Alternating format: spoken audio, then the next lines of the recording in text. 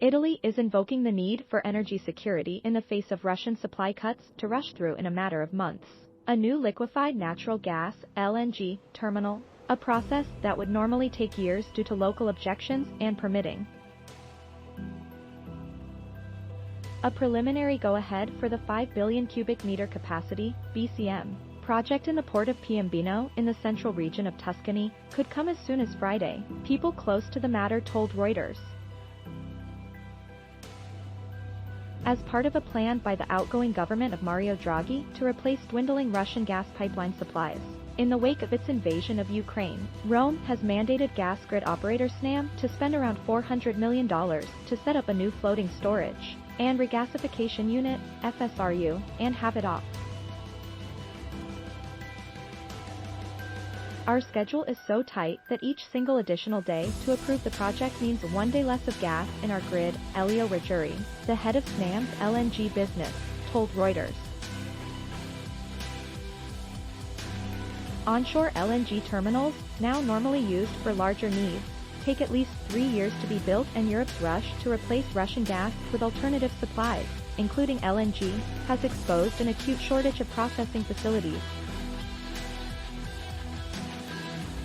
Shortfall. The CEO of Energy Group Eni, Claudio Di Scalzi, has warned that, without a new LNG terminal, Italy could face a gas shortfall of 5 to 6 billion cubic meters, nearly 8% of its annual consumption, in the winter of 2023 to 24. The new terminal will help refill the country's storage system that will run almost empty by the end of this winter, and shore up Italy's energy security, Di Scalzi said.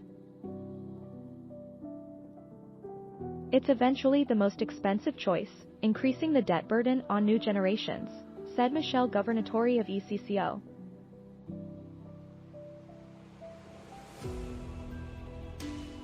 Rather than spend on infrastructure that risks becoming obsolete given Europe's shifts toward renewable energy, the government could offer incentives to cut energy use and further develop green projects, Governatori said. With little domestic gas production and a ban on nuclear power generation, Italy heavily relies on imports for its energy needs. Last year, before the Ukraine war, Russian gas covered 38% of its total consumption. Rome has been quick in securing alternative supplies, but with pipeline deliveries of Azeri and Algerian gas already at their limits, it needs LNG to fully replace Russian imports. Italy has focused on its decades-long relationships with Africa, and as a result of efforts of state-controlled Eni, it expects additional LNG imports for more than 8 BCM by next winter, two sources said. The supplies, mainly from African nations, including Algeria, Angola, Congo Republic, Egypt and Mozambique, as well as Qatar and the United States, are due to reach over 10 BCM in the 2024 to 2025, they said. Since new volumes cannot fit in Italy's 3 existing LNG terminals, Piombino, a second newly acquired FRSU that SNAM plans to set up in 2024, and an already planned ramp-up of one of the existing terminals will have to absorb the new flows. Its mayor, a member of Meloni's party, has led local protest against the project, stressing risks for safety, environment and local businesses, including fish farming. The commissioner, Tuscany President Eugenio Gianni, is holding talks with SNAM, local authorities, the National Health Institute and other bodies to address specific concerns.